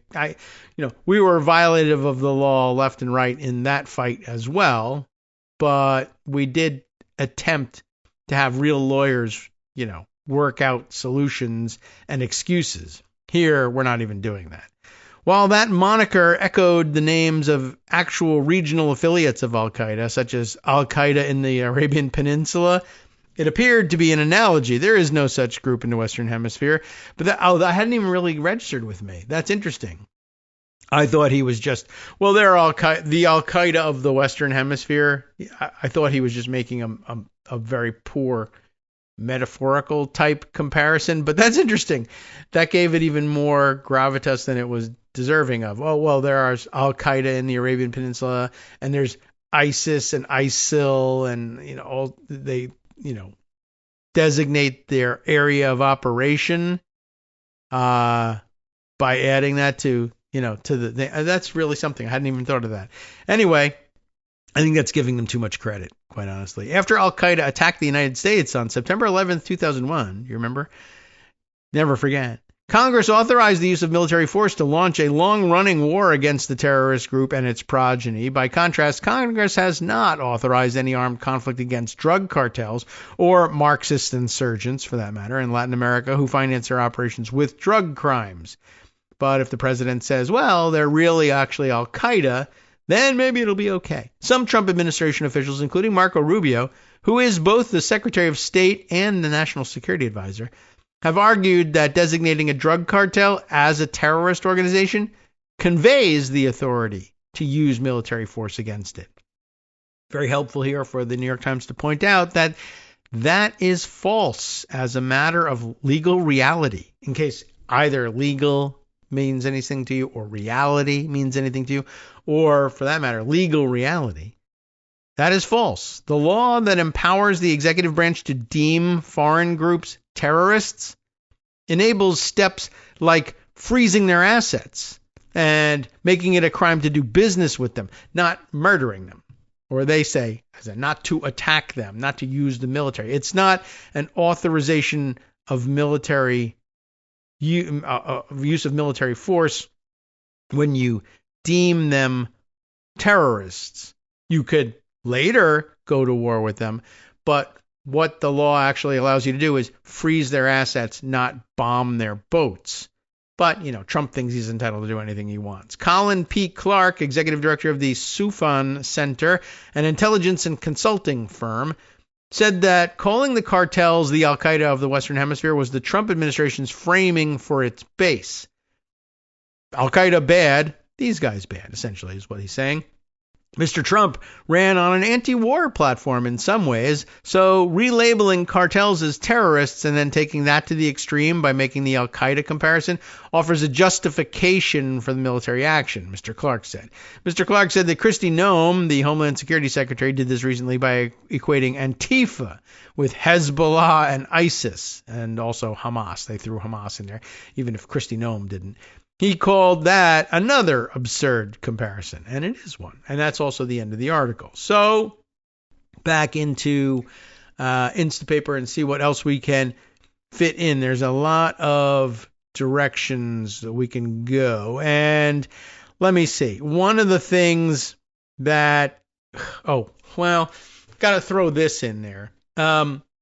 You may recall that I believe by the end of last week, we had made mention of the idea or the fact that J.D. Vance was going to be on hand at Camp Pendleton in the San Diego area of California for what was billed as a celebration for the 250th anniversary of the Marine Corps, which apparently doesn't come for a few months yet, but they decided, the weather is right, I don't know, to have this, and that they had come up with this idea that the celebration would somehow be marked by a live fire demonstration that for whatever reason was then going to involve shelling Camp Pendleton. I'm sure it's the, artillery range where they do such things and they teach people to fire mortars. You got to teach that. And you got to have a safe area where stuff like that can land and blow up without threatening anybody.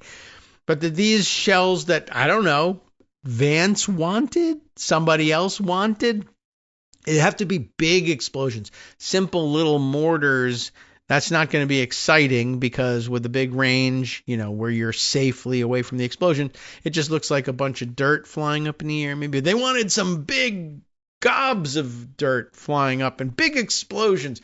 So they were going to shell the artillery range from gunboats offshore, and because I guess Camp Pendleton is not, adjacent to the shoreline, or at the very least, it's not immediately adjacent to the shoreline because there's an interstate highway that runs along that area. The I-5, or I guess Californians just say the 5, not the Fox television news show, but the 5 freeway, I guess, is in between the water where the gunboats are. That's where we keep gunboats, water, and Camp Pendleton and its gun range. But, with a little bit of mathematics, you can fairly reliably say, all right, with 99.9% certainty, I can fire guns at this angle from here, and those shells are going to land here.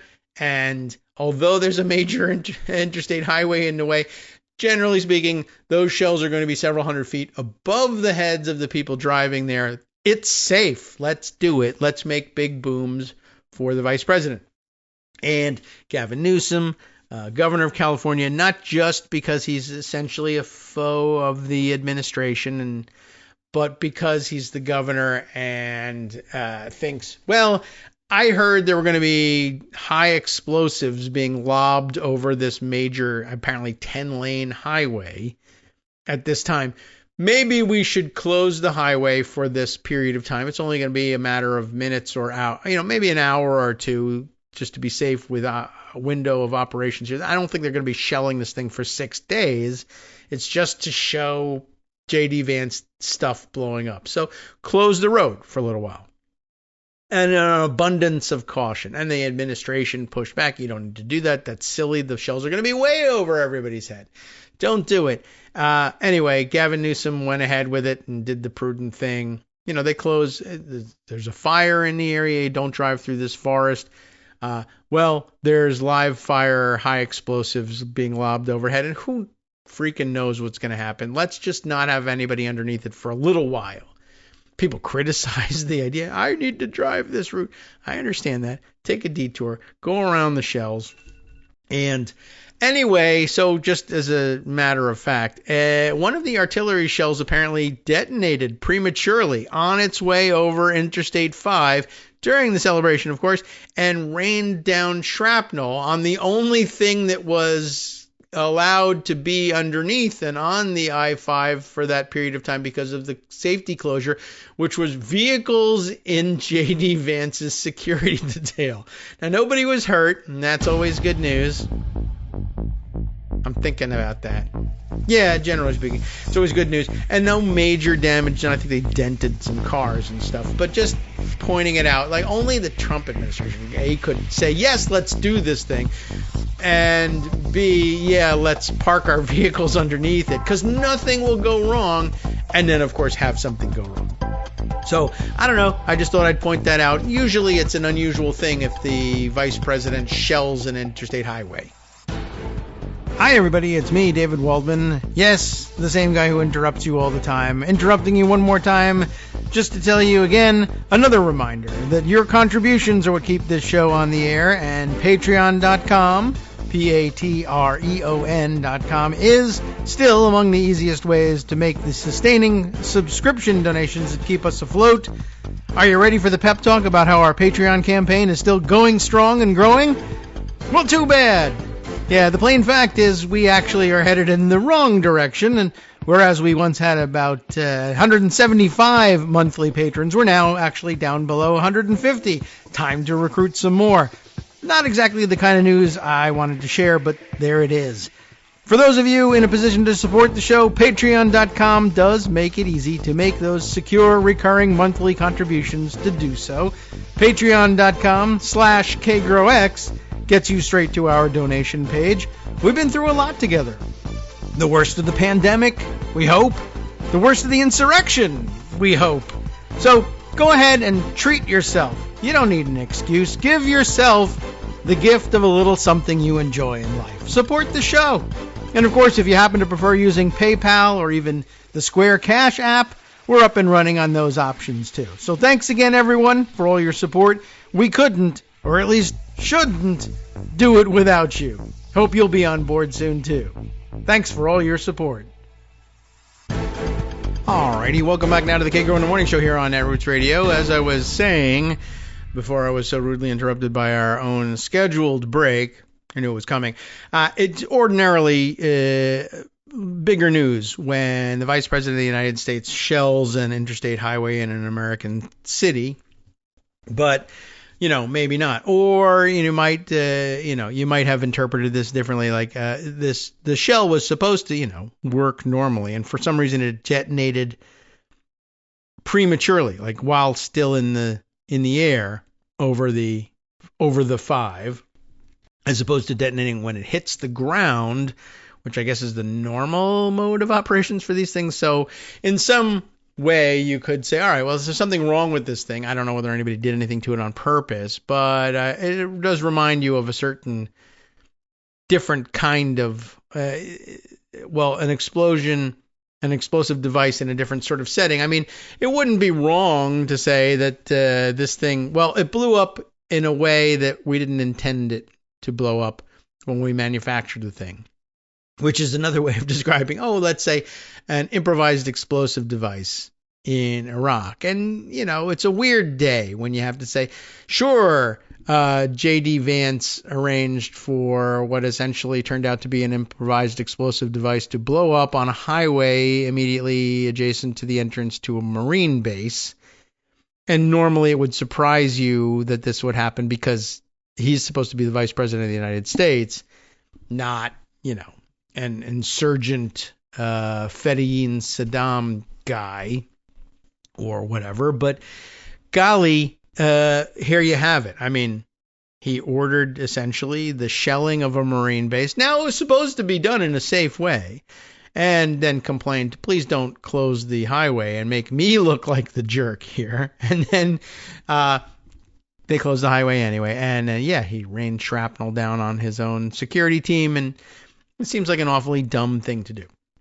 But that's kind of where we are in America. And it wasn't even the dumbest thing going, because, of course, Donald Trump took a flight down and back to Florida, I guess, for the weekend. And I suppose that's where he was on his way back from when he got free play time with the press, which is usually the formula for chaos, and gave us some startling news. Apparently, as he's been threatening for a long time, I guess he wants people to believe he's coming around to the actual use of the Insurrection Act.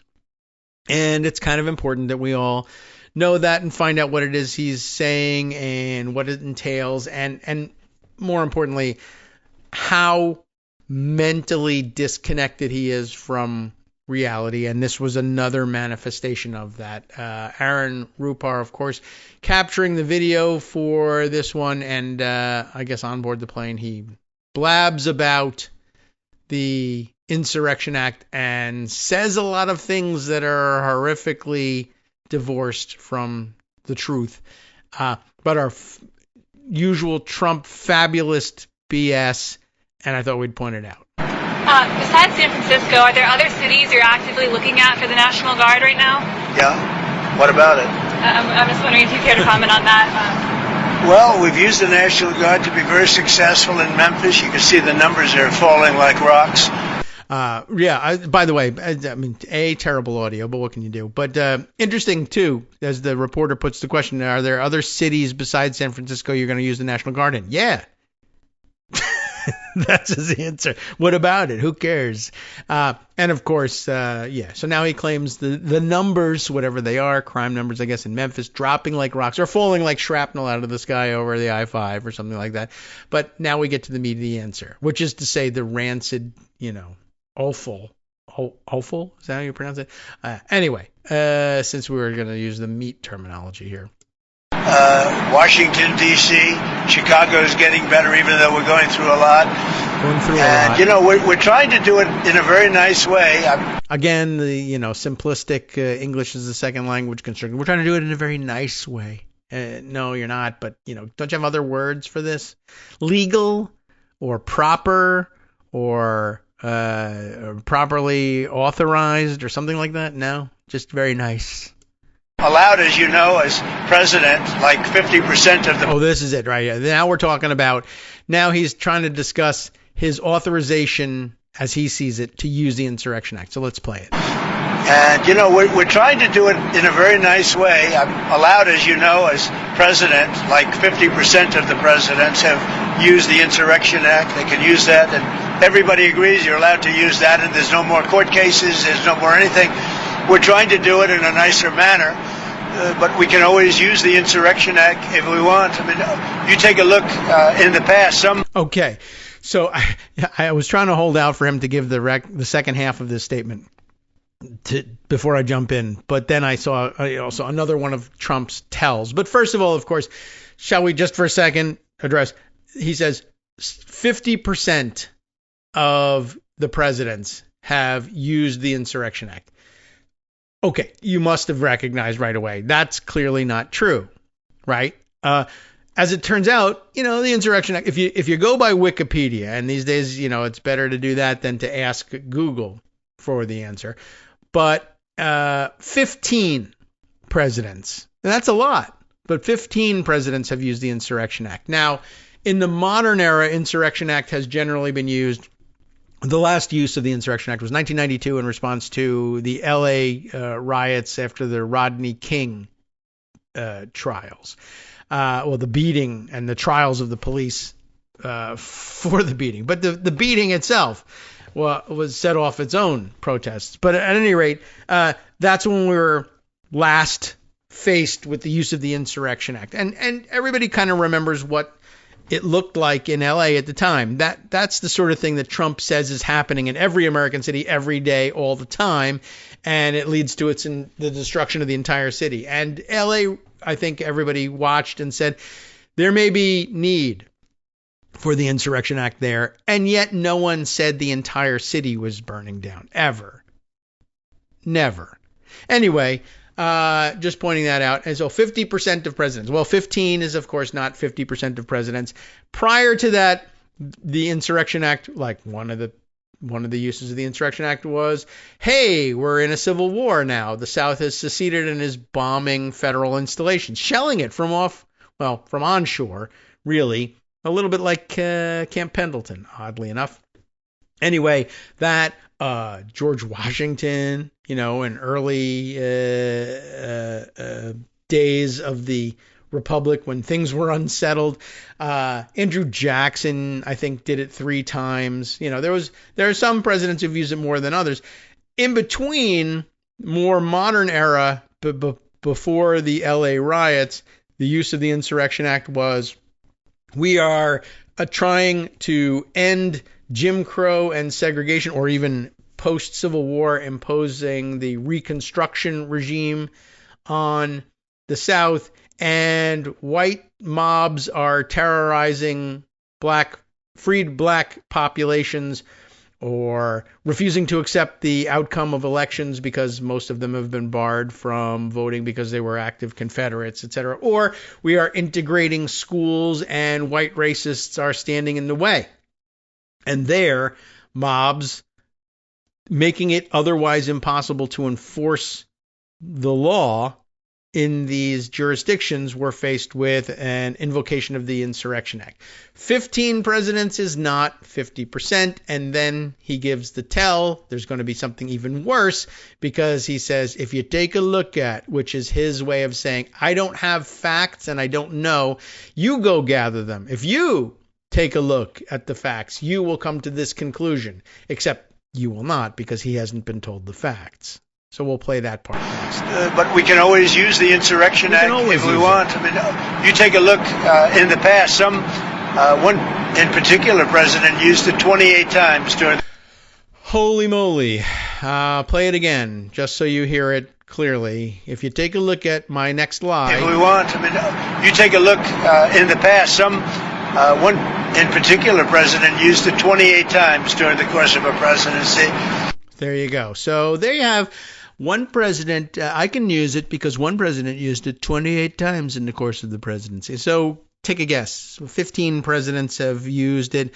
By the way, Insurrection Act once invoked by a non-president, General MacArthur, interestingly enough, if you want to read a little bit about that one. But even including that use of the Insurrection Act, 30 invocations of the Insurrection Act in total throughout its 217-year history. Donald Trump, fried brain, whatever, leaking out his ears. One president used it 28 times. Which president might that be? There are only 47 of them, and you're 2 of them. So let's say your choice of 45 prior presidents, and again, one of them was president twice, so 44 other people have been president. Just take a stab at it. Which one used the Insurrection Act 28 times? Nobody did. It has only been used 30 times in total. There's no way one president did it 28 times. I mean, you're just mentally incompetent at this point. And again, somebody should be calling the social services hotline in D.C. and reporting this elder abuse. They're just propping this guy up. Nobody wants to know. There's no follow-up question, of course, because this is coming from right-wing news outlets. They're the only ones allowed to ask the president questions anyway, except if he's setting somebody up for an abuse clip to create social media content of him yelling at a reporter and calling them very low IQ or whatever his insult of the day is.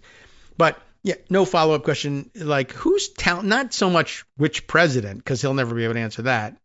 But just out of curiosity, who's telling you to say things like, yeah, one president used it 28 times, so you're in the clear here. Or I'd be curious to know, like, what game of telephone is going on in his head. What do people say? And how does he get around to interpreting that as 50% of presidents have done it and one president did it 28 times? It's, otherworldly.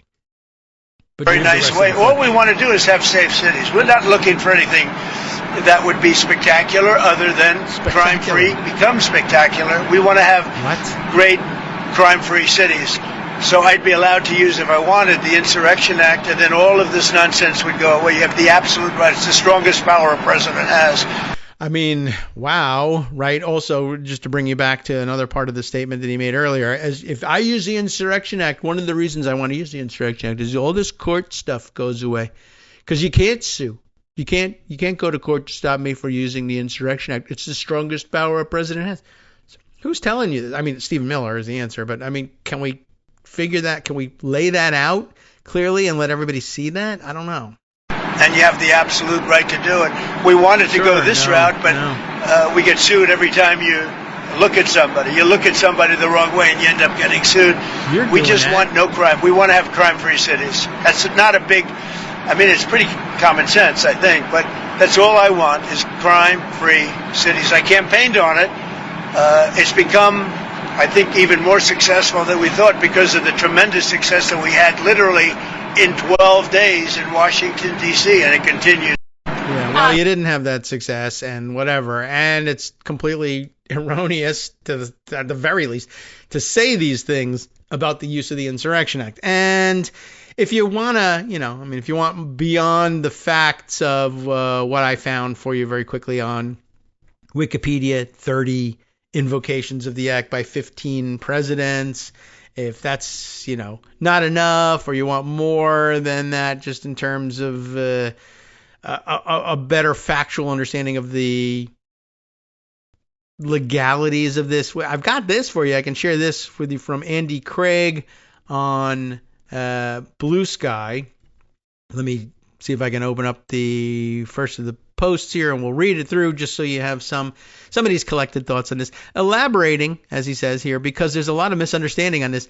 The Insurrection Act does nothing except, I guess, allows you to then use soldiers as cops. Like Trump's view of it is you can do anything you want and all the court stuff goes away and I have the absolute right to do it, and forget that he doesn't understand how many times it's been used or with what frequency, but also how it gets used and what it does is completely lost on him. But, he's always felt that the president could do anything they want because that was his understanding of things. He never understood the explanations of how presidents exercise power. He just saw them doing it and just figured it's because dictators or something. Anyway, Insurrection Act, Andy Craig, who's Andy Craig, by the way, reminds us, election law and policy at theunpopulist.net. But beyond that, what's the background? I don't know. You can go and check it out. But I think he does a fairly good job of summarizing here. The Insurrection Act does nothing except that you can then use soldiers as cops. They can enforce laws, but they're the same old laws. It doesn't suspend the Constitution. It doesn't establish martial law. They don't close the courts. There's no removing of state officials. None of that, which he says in reference to his own earlier post, which I guess we could read that thread. We'll read it separately. First, I'll read through this one. There are lots of disasters waiting to happen and how much we have wired up to pure presidential power. But one thing we don't have is some state of exception button that the president can push and instantly become absolute dictator. That's not a thing in American law. No emergency power encompasses it. It's not what violating or using the exception correctly posse comitatus act does either. A posse comitatus is old-timey for the sheriff, the marshal, etc., rounding up the townsfolk and deputizing them to help him. Posse comitatus act limits using soldiers for that. It's not martial law either. It's assisting civilian law. So it's a good point to make.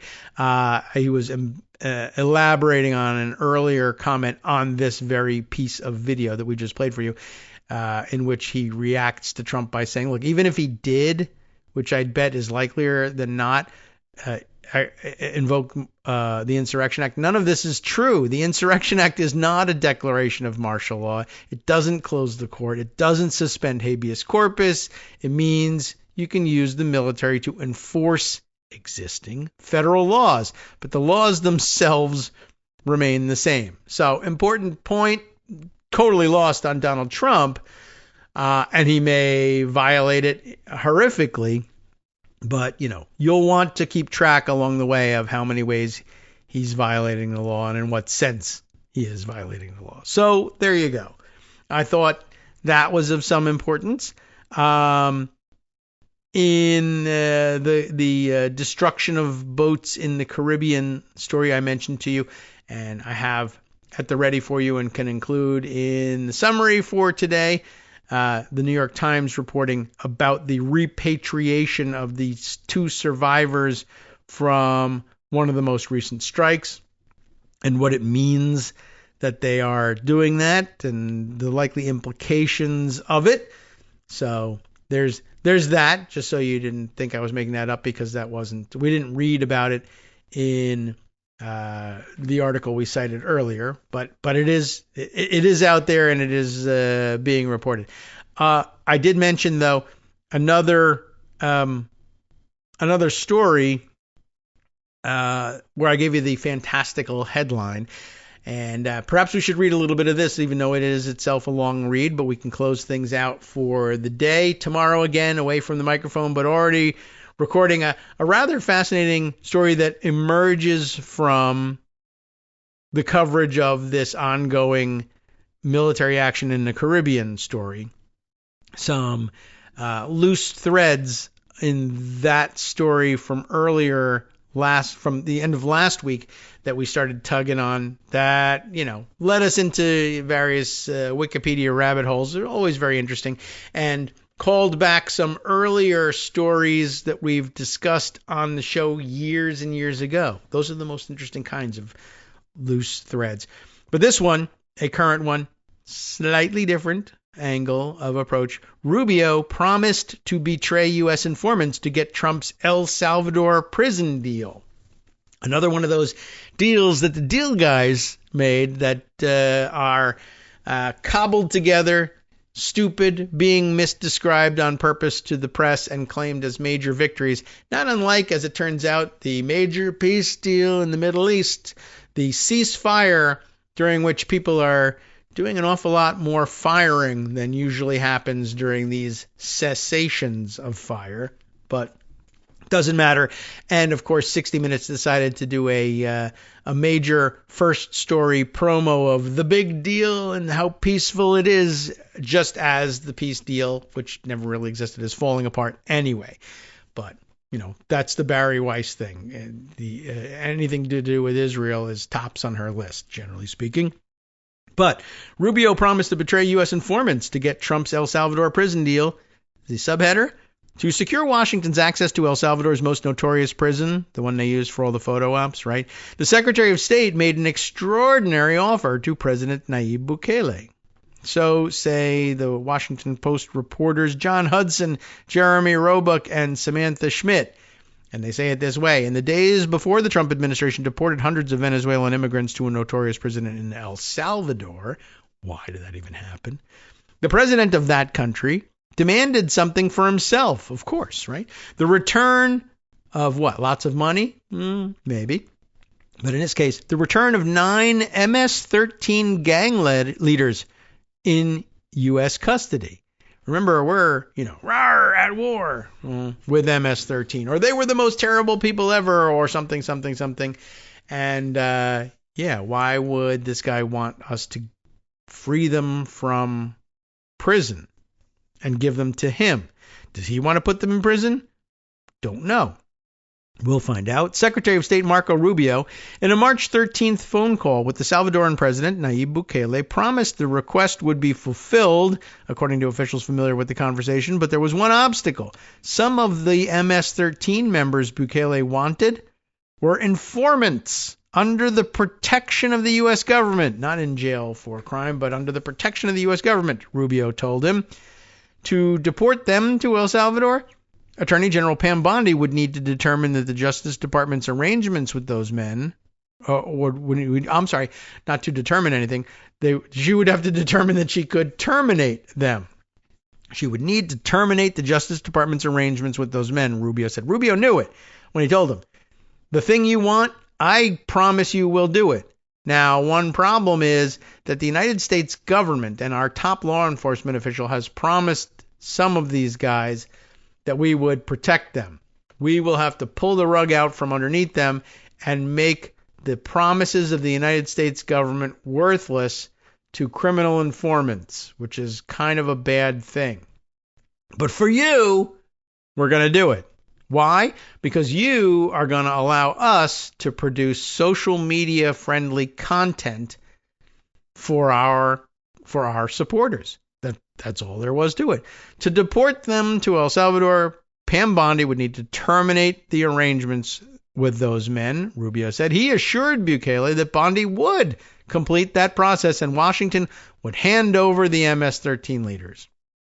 Which, by the way, even that didn't work out all that well, as it turns out. Rubio's extraordinary pledge illustrates the extent to which the Trump administration was willing to meet Bukele's demands as it negotiated what would become one of the signature agreements of President Donald Trump's early months in office. In other words, one of his signature deals was actually him abjectly surrendering to the president of El Salvador for no particular reason, in exchange for content. While the outlines of the quid pro quo have been public for months, the Trump administration's willingness to renege on secret agreements made with informants who had aided U.S. investigations has not been previously reported. Oh, I wonder why. The deal between Rubio and Bukele granted the administration access to a sprawling foreign prison dubbed the Terrorism Confinement Center, or CCOT, that would be integral to Trump's ongoing efforts to conduct the, quote, largest deportation in American history. But it was a show, and that's what they wanted to use. I want to be able to film in your prison and make it look like we're doing something. That was what he won in exchange for this. The deal would give Bukele possession of individuals who threatened to expose the alleged deal his government's made with MS-13 to help achieve El Salvador's historic drop in violence, officials said. For the Salvadoran president, a return of the informants was viewed as critical to preserving his tough-on-crime reputation, so he was doing it for content too. It was also a key step in hindering an ongoing U.S. investigation into his government's relationship with MS-13, a gang famous for displays of excessive violence in the United States and elsewhere. So to the extent that the U.S. authorities were worried about and angered by MS-13 and the number of Republicans who ran on, we're going to do something about MS-13. It turns out that the guy they made the deal with in order to get their social media content in their cool-looking prison was himself cooperating with MS-13. But we can also cover that up for you, so don't worry about it. But in promising to terminate the informant agreements, current and former Justice Department officials say Rubio threatened to undercut years of work by U.S. law enforcement to apprehend and secure the cooperation of high-ranking members of one of the world's, supposedly, most deadly gangs. The deal is a deep betrayal of U.S. law enforcement, whose agents risked their lives to apprehend these gang members, said Douglas Farah, a U.S. contractor who worked with federal officials to investigate and help dismantle the MS-13 gang. Nixing the agreements also threatens to damage the credibility of the Justice Department, which routinely relies on informants to build cases against high-level criminals, officials said. Informant agreements are based on assurances the cooperators will be protected by the United States. Reneging on promises, as Rubio did, made in exchange for information could hinder the ability of U.S. law enforcement to develop relationships with potential cooperators in the future. Yeah, I think so. Who would ever trust the word of U.S. law enforcement or prosecutors again? Farah said. At least 3 of the MS-13 leaders Bukele requested had divulged incriminating information about members of his government suspected of cutting deals with the gang, officials said. One of them, Cesar Lopez Larios, whom U.S. prosecutors charged last year with directing MS-13's activities in the United States, was sent back to El Salvador 2 days after the Rubio-Bukele phone call. This is the guy who was accused of coordinating all of this gang's terrible, terrible activities in the United States. We've got him, but let's just hand him over. The others, though, remain in the United States, waiting to learn whether they too will be handed over to the very government they're cooperating against. Interesting. So not only we have a deal with you as an informant. Oh, we're going to renege on that deal. Why? In order to make a deal with Nayib Bukele. But President Bukele is probably thinking, hey, you reneged on the deal that you made with me too, because those guys are all still in the United States. Wow. Who trusts us? The State Department dismissed criticism of Rubio's deal-making, saying the secretary's diplomacy allowed the United States to deport hundreds of alleged members of the gang Tren de Aragua, to El Salvador before they were later transported to Venezuela, where the group was founded. The Trump administration's results speak for themselves, said Tommy Pigott. I don't think we've run into him. State Department spokesman. Hardened TDA gang members are sent back to Venezuela. MS-13 gang members are being prosecuted in the U.S., and also maybe not, in El Salvador, too. The Americans are safer as a result of these incredible efforts. They are incredible. There's no credibility to them. That's true. But, yeah, that's just very interesting. We dismissed the criticism because we got Tren de Aragua. Well, pretty soon we'll be handing them over and saying, yeah, but it was for capturing the Colombian Marxist rebels, so that's okay, too. When does this stop? Justice Department spokesperson Gates McCavick. I don't think we've run into that one yet. Ooh, I'm way late on music today. Gotta get out of here. Gates McGavick? Really? Sounds like a fake nickname. Said the department is proud to collaborate with the State Department on dismantling MS-13, except they're not. The administration has investigated, prosecuted, and taken custody of key foreign terrorists with unprecedented success. But we're undoing it by handing them back over to El Salvador. The government of El Salvador did not respond to requests for comment. Damien Merlot, a lobbyist for the Bukele government, not Merlot, the wine, but M-E-R-L-O, no T, defended the Salvadoran president's pursuit of the MS-13 leaders. These are Salvadoran terrorists, and he wants them to do time in El Salvador, or possibly not, I don't know. There's a terrorism center, and that's where they should be, not in what would be considered a posh detention facility in the U.S. Oh, I see. The article goes on, by the way, at some great length. It is noted here that it's based on accounts from dozens of officials from the United States and El Salvador, lawyers representing MS-13 gang members, prosecutors, diplomats, former Justice Department officials, and political appointees, all or most anyway. Speaking, of course, on condition of anonymity, because they're afraid of what would happen to them if they actually told you the truth. Anyway, a long exposition of the deal, what it entails, and how underhanded it really is. It's really rather remarkable to get away with that headline, too. Rubio promises to betray. That's tough. From netrootsradio.com, you have been listening to Kagro in the Morning with David Waldman. Much more we didn't get to, but that's what Justice Putnam and the West Coast Cookbook and Speakeasy are all about. Tops on his list today. Did Trump just steal $400 million from a Miami college in order to build his Trump presidential library with DeSantis' help? Meatball Ron, what are you up to? Let's find out next on the West Coast Cookbook and Speakeasy.